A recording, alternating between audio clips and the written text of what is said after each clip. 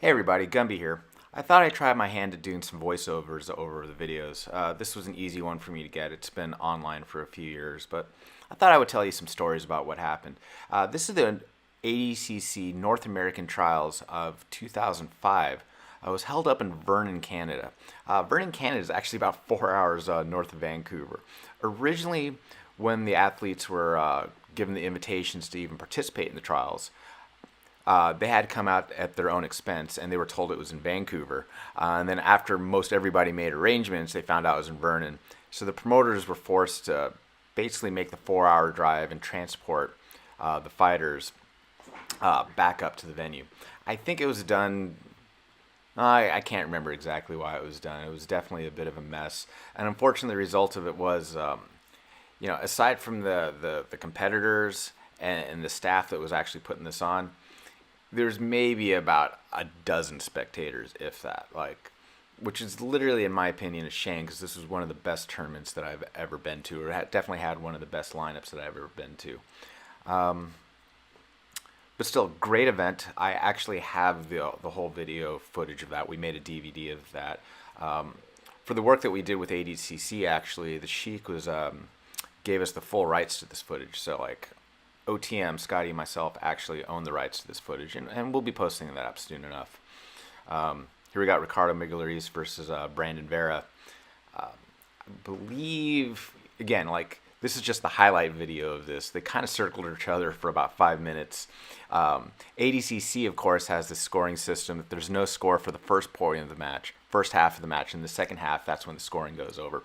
So they purposely circled each other for the first half of the match. When the timer sounded out, then Ricardo jumped to that flying triangle. Other competitors were content to go for it right away. There's Jeff Glover. I wound up losing in the finals to Javi Vasquez, I believe, who was earlier in the footage. I don't think there's such a thing as a boring Jeff Glover match. Every match he's going to go to, he's going to look to make it exciting. He's going to look for style points. I think that's just always who he was since he was coming up. Right here, you got Rick McCauley versus Marcos Torregrosso right there, actually. And in my opinion, Marcos Torregrosso was one of the best performances of the tournament. He wound up winning his division. He had actually moved up a weight class. He should have been in the 76 kilo class, but he decided to move up. And I can't remember the reason for that. It was I think he was saying illness and he decided not to cut the weight. And or his brother David Avalon, who's one of the top grapplers of Americans ever, was going to be in that category. I don't remember the exact thing on that. Anyway, lots of good performances on this one right here. There's Kurt Pellegrino with this patented double leg. He lost in somewhat controversial fashion to Cameron Earl in the finals. In overtime, Kurt felt he should have gotten some takedown points, but when it did go to overtime, Cameron actually managed to put him to sleep. Another little controversy here was the Tyrone Glover versus Tyson Griffin match right there, and the phantom tap, whereas Tyson claimed he didn't tap. And it's the only time I've ever done this for anybody. I usually avoid doing this if all possible.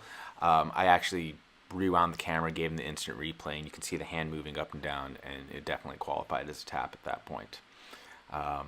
Cameron Earl right now actually won every match by submission, so he was considered the fighter of the tournament right there. Cameron, obviously a controversial figure. You'll never see him in jiu-jitsu again, probably for the better given what he's done.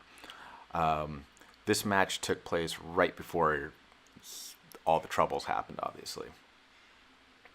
Anyway, great tournament. Again, I'll be looking to release the entire footage at some point. That's a bit more of a process to digitize or redigitize and get all of that. One of the big projects for this Gumby OTM is restoring and releasing all of this original footage that I have. I want to make sure that it's shared with the world. It just doesn't go sitting in my closet. I have 600-700 hours of raw footage to get through.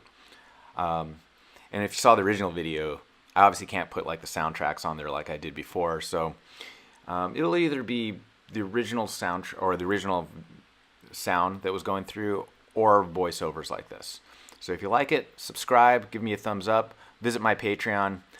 Thanks so much for watching. This is Gumby. Look for lots more content coming up soon.